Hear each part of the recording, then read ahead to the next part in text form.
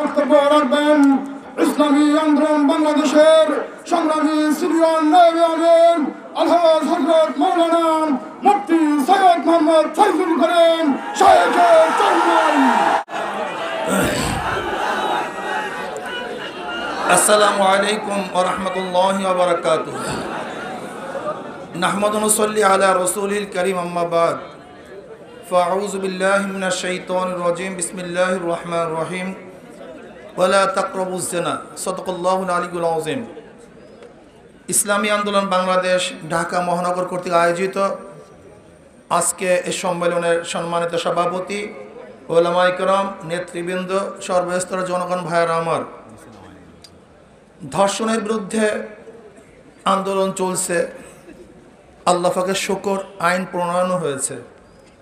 কিন্তু প্রশ্ন হলো এই, বিশ্বের বহু দেশেই ধর্ষণের বিরুদ্ধে আইন আছে, নাই তা নয়, কিন্তু ধর্ষণ কি বন্ধ হচ্ছে?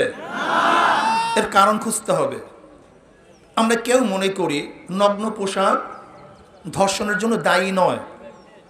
আলোচনা চলতেছে, টকশোর মধ্যে আলোচনা চলতেছে, যুক্তি চলতেছে। ধর্ষণ কেন হয়? আমরা একে অপরকে বিভিন্ন যুক্তি পেশ করতেছি, কোরআনও যুক্তি পেশ করছে। আমি মনে করি বাংলাদেশ সরকারের উচিত একদল মনোবিজ্ঞানী, তাদের মাধ্যমে গবেষণা ভিত্তিক কিসের জন্য ধর্ষণ হয় সে উদ্ঘাটন করে সেই পথকে বন্ধ করা।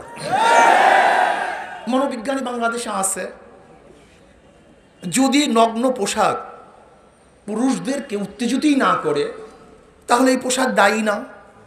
আর যদি মনোবিজ্ঞানীরা বলে না এই পোশাক পুরুষদের উত্তেজিত করে, তাহলে নগ্ন পোশাক দায়ী হবে। দেখেন, আজকে আপনি ভারতের, যার দিকে তাকানো যায় না এমন সিনেমাও চালু রাখবেন আর ধর্ষকদের ফাঁসির আইন করবেন, আমি তো মনে করি জানি না কত পুরুষ যেন এই ফাঁসির ঝুলতে থাকে। আমার মায়া লাগে। আপনি একজনকে বাঘের মুখে ঠেলে দিবেন আর বাঘকে বলবেন খবরদার আক্রমণ করবা না, এটা ইনসাফ হতে পারে না। বরং বাঘের থেকে দূরে রেখে তারপর বাঘের থেকে বাঁচতে হবে।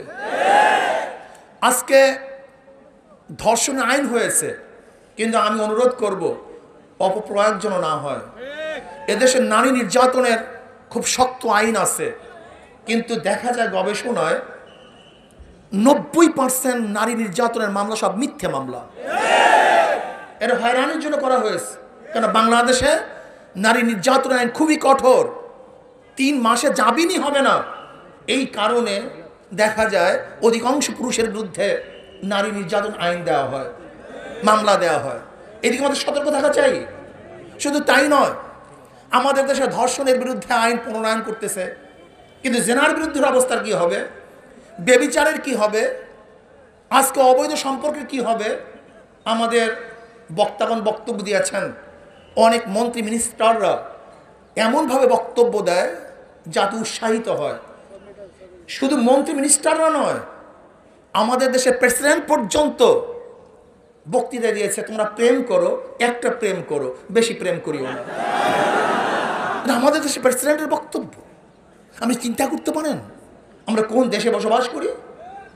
আমাদের দেশের অবস্থা কি? আমাদের দেশের অবস্থা হলো, কোন এক ব্যক্তি, সে কে? মঈনুল ইসলাম সাহেব। সে হলো ইত্তেফাক পত্রিকার যে ব্যক্তি প্রতিষ্ঠিত করেছে, সেই মানিক মিয়ার, তোফাজ্জল হোসেন মানিক মিয়ার ছেলে। আর তোফাজ্জল হোসেন মানিক মিয়াকে যে অনেকেই বলে ইত্তেফাক পত্রিকা না হলে এদেশের স্বাধীনতা আসতো না। নেপথ্যে মানিক মিয়া স্বাধীনতার কর্ণধার ছিল। শেখ সাহেব তাঁর কাছে বসে থাকতেন, অর্থায়ন করতেন, মানিক মিয়া বুদ্ধি দিতেন, পত্রিকায় ছাপা করতেন স্বাধীনতার পক্ষে হাজারো খবর। কিন্তু তাঁর ছেলে ব্যারিস্টার শুধু একটা ইঙ্গিতবহ কথা বলার কারণে তাকে জেলখানায় পুঁতে দেওয়া হয়েছে। সেখানে দীর্ঘদিন পর্যন্ত তাকে থাকতে হয়েছে, নির্যাতিত হয়েছে সে। এইভাবে আপনি ধর্ষণ বন্ধ করবেন? এটা সম্ভব? এটা হয় না। কাজে ইসলাম কি বলছে ধর্ষণ বন্ধ করার ব্যাপারে? সেই বিষয় গবেষণা করা উচিত এবং ইসলামী আইন প্রণয়ন করা উচিত। এছাড়া জীবনও ধর্ষণ বন্ধ হবে না। আইন করেই বন্ধ করবেন। এদেশে চুরির কি আইন নাই? চুরি বন্ধ হয়েছে। ঘুষের আইন নাই? ঘুষ বন্ধ হয়েছে। খুনের আইন নাই? খুন বন্ধ হয়েছে। সন্ত্রাসের আইন নাই? সন্ত্রাস বন্ধ হয়েছে। নারী নির্যাতনের আইন নাই? কিন্তু নারী নির্যাতন বন্ধ হয়েছে? হবে না, সম্ভব না, যতক্ষণ পর্যন্ত চরিত্র গঠন না করবেন। এর জন্য আমি বলবো চরিত্র গঠন করার ব্যবস্থা গ্রহণ করেন। আপনি মতিঝিল আইডিয়াল কলেজের থেকে নারীদের থেকে মহিলাদের ওড়না খুলে দিবেন আর আপনি ধর্ষণ বন্ধ করবেন, এটা কোনোদিন সম্ভব না, এটা হতে পারে না। এরপর আসেন, আজকে সিলেটে থানায় নিয়ে আমার বাংলাদেশের জনগণকে হত্যা করা হয়েছে। রায়হান ছোট্ট একটা শিশু বাচ্চা, ও ক্রন্দন করতেছে। ও বড় হয়ে হয়তোবা ওর বাবাকে আর কোনোদিন বাবা বলে ডাকবে না। কিন্তু আমি প্রশ্ন করতে চাই, ওই শিশু বাচ্চার কি অন্যায় ছিল, কি দোষ ছিল, ওর বাবাকে কেন হত্যা করা হয়েছে? আমি মনে করি ওই রায়হানের বাবাকে হত্যা করা হয় নাই, বাংলাদেশের প্রত্যেকটা যুবককে হত্যা করা হয়েছে, প্রত্যেকটা নাগরিককে হত্যা করা হয়েছে। বাংলাদেশের হাজারো কোটি রায়হানের বাবাকে হত্যা করা হয়েছে। কাজেই বিচার করতে হবে। আজকে সেই কক্সবাজারে সেনাপতিদের এক সদস্যকে হত্যা করা হয়েছে, কিন্তু আজ পর্যন্ত কার্যকারী ভূমিকা আমরা দেখছি না। আবরার হত্যা হয়েছে, বাংলাদেশে অনেক আন্দোলন হয়েছে, সংগ্রাম হয়েছে, কিন্তু আবরারের খুনিরা আজ পর্যন্ত হাসতেছে, পরীক্ষা দিচ্ছে, কিন্তু ফাঁসির রশিতে এখনো ঝুলতে আমরা দেখি নেই। আপনারা দেখেছেন এই মাত্র গত সপ্তাহে মাগুরাতে শান্তিপূর্ণ এক মানববন্ধন, যেখানে ছিল না মিছিল মিটিং, যেখানে ছিল না কোনো খুন খারাপি, অত্যাচার, অবিচার, যাদের কাছে লাঠি ছিল না, না গজারি ছিল না, পিস্তল ছিল অবৈধ, সে আমাদের মিছিলের উপরে, সেই মানববন্ধনের উপরে মাগুরার ছাত্রলীগের সভাপতি আক্রমণ করেছে, রক্তাক্ত করেছে আমাদের ভাইদেরকে। বাংলাদেশে যারা ধর্ষণ বিরোধী আন্দোলন করেছে তাদের উপরে যারা আক্রমণ করেছে, আমি মনে করি তাদের উপর আক্রমণ করা হয় নাই, বরং ধর্ষণের পক্ষে তারা আক্রমণ করেছে। আপনারা দেখেছেন মাত্র 2 দিন আগে লালমোহন ফরাজগঞ্জ ইউনিয়নে হযরত মাওলানা তুফাইল আহমদ সাহেব তিনি চেয়ারম্যান নির্বাচনে অংশগ্রহণ করেছেন। আওয়ামী লীগের দাবি কি ছিল? উড্ডয়ন করতে হবে, রাখতে পারবে না। সে বলছে কেন? এটা আমার অধিকার, নাগরিক অধিকার, আমি অবশ্যই থাকবো, আমি ক্যান্ডিডেট থাকবো, আমি নির্বাচন করব। কিন্তু সেই ব্যক্তিকে পিটিয়ে রক্তাক্ত করে আজ তুফাইল সাহেব হসপিটালে মৃত্যুর মুখোমুখি হয়েছেন। ইসলামী আন্দোলন ক্যান্ডিডেট ছিল, হাত পাকার ক্যান্ডিডেট তুফাইল আহমদ সাহেব। আমি সরকারকে বলবো, একদিকে আপনি গুন্ডা বাহিনী পালবেন আর দেশকে সন্ত্রাস মুক্ত করবেন, এটা কোনোদিন সম্ভব না। আপনি ধর্ষক পালবেন আর ধর্ষক পেলে আপনি দেশকে ধর্ষণ বন্ধ করবেন, এটা কোনোদিন সম্ভব না।